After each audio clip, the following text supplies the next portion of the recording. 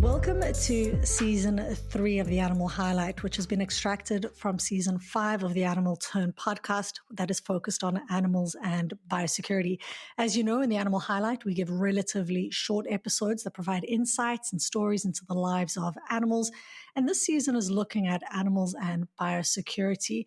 On The Animal Turn, we focused on concepts as wide-ranging as keeping life safe, what biosecurity means, and how it's related to things such as health, politics, and ethics. But in this podcast, we're focused on the animals that are kind of caught up in these biosecurity dramas. And I'm joined this season with a co-host, and that's Amanda Bunten-Walberg, who at the time of recording was a PhD candidate at Queen's University's School of Environmental Studies. Her research explored more than human ethics in contagious contexts through the case study of bats and COVID-19. Mandy is particularly interested in how more than human ethics, critical race theory, queer theory, and biopolitical theory might guide humans towards developing more ethical relationships with animals, particularly those who are understood as diseased. I had a great time talking to Amanda throughout the season. I learned so much from her. And I'm also extremely thankful to the sponsors of the season, Animals in Philosophy, Politics, Law and Ethics, A.P.P.L.E, as well as the Biosecurities and Urban Governance Collective, sponsored this season of the Animal Turn podcast, where this content has been taken from. I hope you enjoy the season and the numerous animals that we dive into. I do want to say up front, unfortunately, throughout the season, we did run into a couple of sound and technical issues. I don't think they get in the way too much, but I just wanted to flag it for you here in case you find yourself feeling a bit frustrated. I don't think they're too bad. I think you'll survive, but it's always better to warn you ahead of time. Other than that, happy listening. In this first episode, we're talking about turkeys. Welcome to the Animal Highlights for Season 5. I'm really happy to introduce you to Mandy, who's going to be helping me with the highlights for this season. Mandy, welcome to the Animal Highlight. Hi. Yeah. Thank you for having me. I'm actually a really big fan of the podcast. And so I'm both excited and also a little bit nervous to be doing this season's highlight.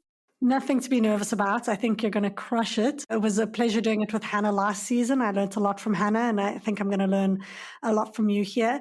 So listeners, I know Mandy through A.P.P.L.E, through the Animals in Philosophy, Politics, Law and Ethics reading group here at Queen's University.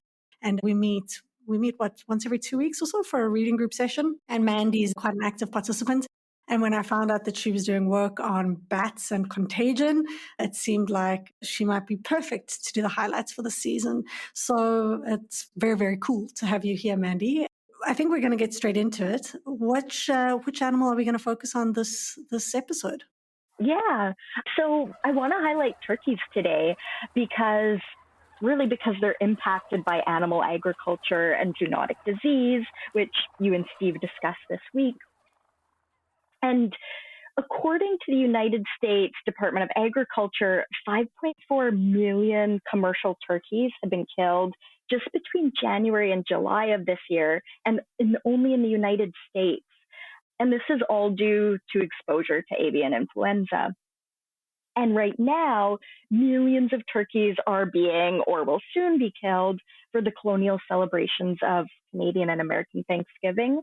So I really just think now is an especially important time to be highlighting them. That's really, really important. And I think so often in this podcast, I speak to people about agricultural animals. And in some ways, I think we speak, if this could be used, but about like charismatic agricultural animals, right? We tend to focus on cows, pigs, and chickens. And that's maybe to lose sight of the fact that there are so many other animals that are caught up in these industries too, including turkeys and goats and a variety of animals who are also used for agricultural purposes. So this is a great way to kind of bring our attention to a different set of animals. Absolutely, yeah. Thank you. So yeah, thinking of turkeys, often what comes to many of our minds are these white feathered birds, but actually, these white turkeys are a result of exploitative breeding practices from the poultry industry. Now, in contrast, wild turkeys have these dark and colorful feathers, and they're actually adapted to living in open forests that are interspersed with like meadows and clearings and waters. And one of my favorite things about turkeys is their really unique facial features. So you may have noticed that they have this variety of fleshy appendages and bumps that sort of hang off their beaks and heads and necks. And something that's super cool about them is they can actually change color depending on the turkey's emotions. So what? I know, right? So they can turn like vibrant red or rich blue or even white, depending on this complex interplay of the turkey's emotions, blood vessel constriction, collagen, and light reflection. And because of this, turkeys are actually known as seven-faced birds in Korea and Japan. It's so fascinating. It's one of my favorite facts about them. But beyond their sort of physical features, they're also incredibly social. The ecologist Alan Krakauer believes that turkeys have some of the strongest family ties of any animal. For example, Krakauer notes that male siblings often have lifelong partnerships, and sometimes male relatives will team up with one male actually foregoing breeding in order to help his relative successfully mate. Wingman. I wonder if this is where the expression of wingman comes from. Turkey wingman. A literal and figurative wingman, yeah. And then if we kind of step back to look at the young ones, the chicks and the youth, they will travel in a family group with their mother. And often multiple family groups will combine to form larger flocks that consist of young turkeys and two or more mothers.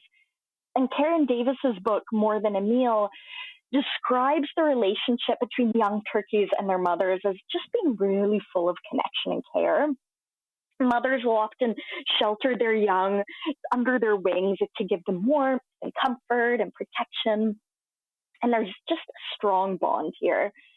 And I want to share with you an excerpt from Schorger's book, The Wild Turkey, which Davis includes in More Than a Meal. And I like this excerpt because it describes a roaming group of mothers and turkeys in just wonderful detail. So, and quote, they hurry along as if on a march to some particular point, sometimes tripping along in single file, one behind the other, and at other times scattered through the woods for 50 yards or more. When on these scattered marches, it's pleasant to note some straggling youngster as he wanders out of sight of the main flock in an attempt to catch a fickle-winged butterfly, or delays by the wayside scratching amid the remains of a decayed log in search of a rich morsel in the shape of a grubworm. When he discovers that he's alone, he raises himself up, looks with his keen eyes in every direction for the flock, and failing to discover them, gives the well-known coarse cluck.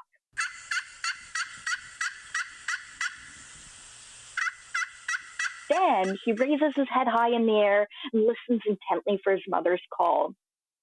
As soon as it's discovered that one is missing, the whole flock stops, and the young turkeys raise their heads and wait for their mother's signal.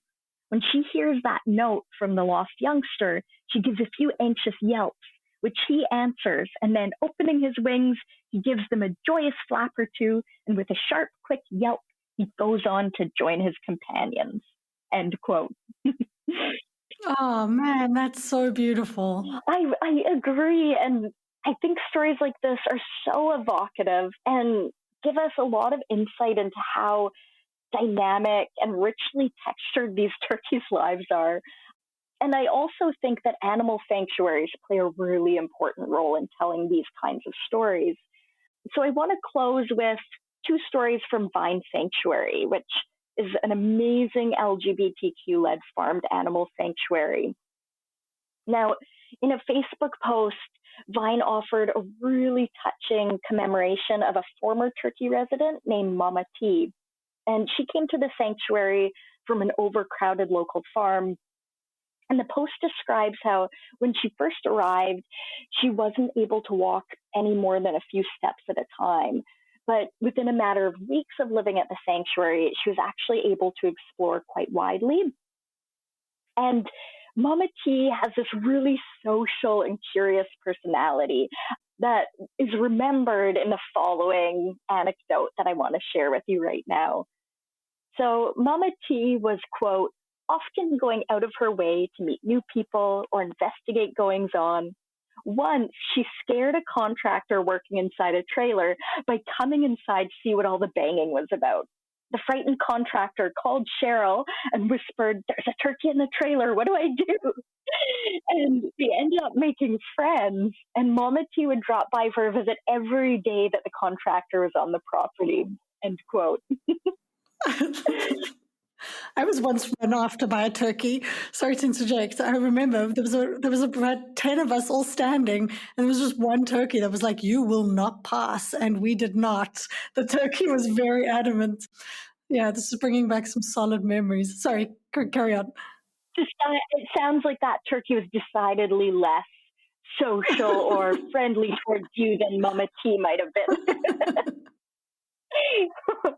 But yeah, that brings us to another turkey resident of Fine who's currently there, named Pete. And he's featured in a lot of Facebook posts and newsletters. He's described as the eldest and most popular turkey at the sanctuary. And he has quite the social life. He's quite a talkative guy. He has both like wild turkeys, but also human visitors who will stop by to greet him.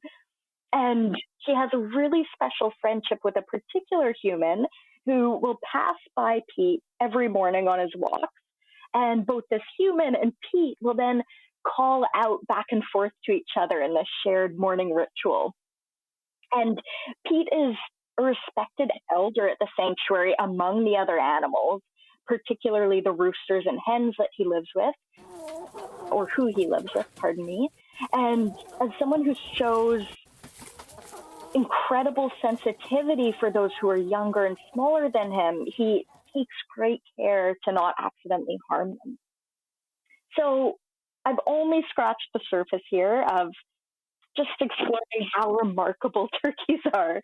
But I really hope this highlight inspires folks to care more deeply for them and maybe to want to learn more about them. No, that's so beautiful. Thank you. And I mean, thinking about some of what Stephen spoke about with regards to biosecurity and, the idea of there being an inside and an outside, we hear about avian outbreaks all the time, H5, I think it's H5N1, it's almost hard to go a particular week without really avian flu making an emergence in some shape or form. And then it's easy to lose sight of kind of the complex social worlds that are being destroyed when you hear these kind of massive numbers of animals being slaughtered. You have an outbreak and boom, thousands, sometimes hundreds and thousands of animals, turkeys, chickens are just slaughtered. Because I think, and I don't think that this came up in the conversation with Stephen, but when it comes to trying to determine the security of a farm, they don't look at individual animals, right? It's not like, oh, this one chicken is sick or, oh, this one turkey is sick. They will make contagion decisions or kind of biosecurity decisions based on an entire flock. So if you have and then kind of the rich texture that you just highlighted there, the kind of social worlds that are coming to an end, but also the lack of social worlds they have in those sheds. So thank you so much for bringing our attention to that. And I have to say, I love the idea of the turkey flesh changing color. I had no idea. That's quite remarkable. Yes, I would love to learn more about it. And I suspect it's only something you can truly know with any level of nuance and insight if you actually know turkeys themselves or particular turkeys. It's so fascinating. What incredible birds. Well, thank you so much for joining us for the Animal Highlight, and I'm very excited to hear what you say next. Thank you.